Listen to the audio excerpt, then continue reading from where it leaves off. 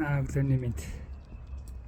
Би өнөөдөр нөгөө номын тухай ярих гэж бодоод нэлийн дээрх нь унссан юм аа. Тэгээд өчигдөр үрдээ толгоноос гарч өгдөггүй. Яасан унссан юм уу, гинт сансан юм уу, яасан. Бангкок гэд Голландын зураач байгаа. Тэрний ном уншаад тэр сэтгэлээ хуваалцъя. Бангкок гэдэг чинь нөгөө одоо нэг зурагт төслөг урлаг гэдэг юм уу. Шинэ урсгал гаргаж ирсэн. Одоо дээр үед болохоор Бангкокоос өмнө зураач болохоор нэг тогтсон хэв маягаар зурдаг. Хаад өөрөө шинэ урсгал одоо өнгө гэдэг юм уу, дүрслэл гэдэг юм уу. Шинэ урсгал гаргаж ирсэн тийм алдартай зураач л та. Тэгээ тухайн үед нөгөө зураг зураад анх яасан юм бэ? Нэг хамгийн сургууль явдаг үлээ. Нэг сургуульд явдгийг надад 18-9 хүрээд. Тэн дээр сонирхолтой нь болохоор за ээж аав нь мөнгөний гаргаж яана гэж байна.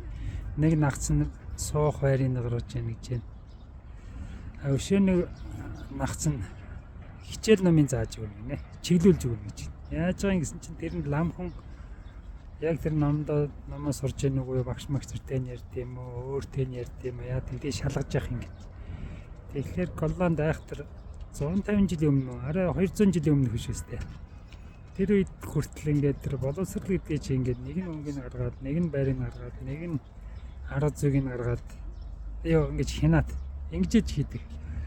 Энэ нь бас их сонирхолтой санагдлаа. Тэгжээж энэ хүний чи боловсруулж авдаг байх нь шүү дээ. Тэгээд нөхөр тэр сургуулиас төгсч чадсангүй сонирхолтой зураг руу яваад зураг руу орчиж байгаа юм л та.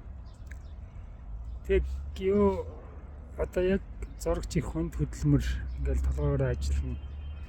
Тэгээд зурсан зураг шинэ урсгал учраас хүмүүс ойлгохгүй тэр зургийг авахгүй. Зургийг авахгүй гэхлээр тэр хүн чинь яаж амьдрах вүлээ. Тэгээд ах нь бишээ дүүн юм байна. Дүүн зураг борлуулдаг юм бизнестэй.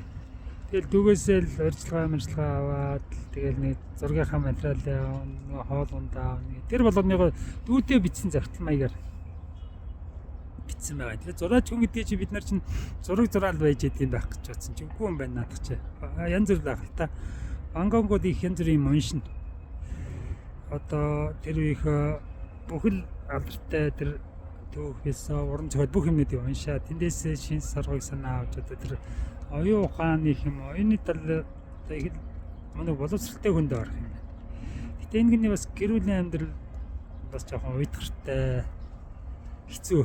Яг л насаараа зураг зураад литэж мөнгө олсонгүй яг амьд байхад тэр зургийг авах тэмдэглэдэг. Одоо бол дэлхийн хамгийн үнэтэй зургуудын нэг болчиход байна шүү дээ. Тухайн үед ойлгодоогүй хүн гэсэн үг л дээ.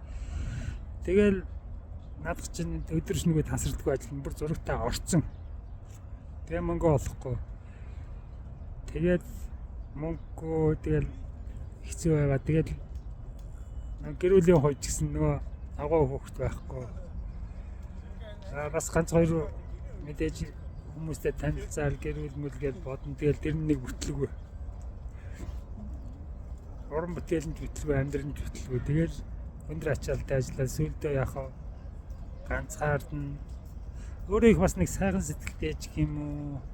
Тийм хүн юм байна л та. Тэгэл элдв болохгүй юм өрөвдөл бас. Тэгж яваал харин цаадахчаа. Яндаа өндөр ачаалтай ажиллаа сүлдөө тэгээд ганцаарцаа би нүвдөө сүлдээ галзуурч байгаа юм л та. Тэгээ галзуурхынхаа завсраар бас зураг зурна. Тэгээ хаяа нөгөө ингээ чинь орон гарan болно гэсэн үг шүү дээ. Хаяанда зөв зүгээр хаяанда тэгэл тэр дундуурх бас нөгөө зүгээр ах хэдэ зурсан бичиг тэгээ дүүдээ явуулсан захаа одоо өвчин дахихгүй байхаа үнээр ядарлаа аимшигтай байлаа ч гэдэм үү те. Нэгэл бичиг бас нэг аимшигын кино үзэж байгаа юм шиг ч юм уу. Тэр өөрөө хэлний өндөр нөгөө ном хом янз бүрийн уран зохиол уншдаг тийм хүн уншдаг юм болохоор бичгийн өндөр боловсралтай аюу мундаг өчөж байгаа.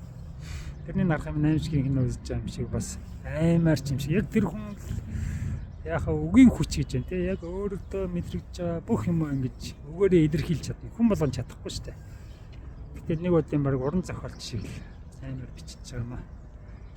Энэний нэг уншаад үзэх зүгээр тэр хүний уран бүтээлч хүний зовлон зүтгүүр ганцаард одоо нөгөө уран зохиол дээр ч бас нэг цусаараа бичсэн гэж нэг юм ярьдаг шүү дээ. Тэр нь юу гэж байгаа тэр одоо бүх юм уу шавхаж бичнэ гэдэг юм уу. Яг цусаараа тэр утгаар нь ярих юм бол энэ хүмүүс цусаараа зурсан юм уу гэж бодохоор ийм аюултай сэтгэл догтлом гэх юм уу, аимшигтэй гэх юм уу, ийм нэг ном уншлаа. Ван Гогийн Дүүдээ бичсэн цагтууд гэж Монгол дээр гарсан. Энэ орчуулга бас би их сайн юм уу гэж ойлголоо. Монгол хэлэндээ үнэхээр сайн, тэр гадаад хэлээч мэддэг хүн гоё найруулга, сайн номыг сайн орчуулна гэдэг чинь бас биднэрт их олзуурах хэрэгтэй монголчуудаа. Энэ бол за жоохон даваадуулж хэлэх юм бол одоо ийм сайн орчуулагч байна гэдэг чинь үндэсний баялаг болж штэ. Бид нар тийм юмнуудыг гадаадад ийм айтайхан ном байна, ийм санаа өгөхөр ном байна гэдгийг тэр хүн орчуулад. Тэгээд тэр тийм номыг уншдаг тодорхой хэмжээний хүрээл байна гэсэн үг. Тэгжээж нэг номын одоо энэ номын бизнес чи явна шүү дээ. Тэгэхээр Монголд бас сайн ном уншдаг боломжийн хүмүүс байна. Тэрнийг нь орчуулдаг хүмүүс байна гэдэг чи одоо энэ бидний одоо бас нэг үндэсний баялаг гэж баг хэлэхэд хэлэхгүй хаа.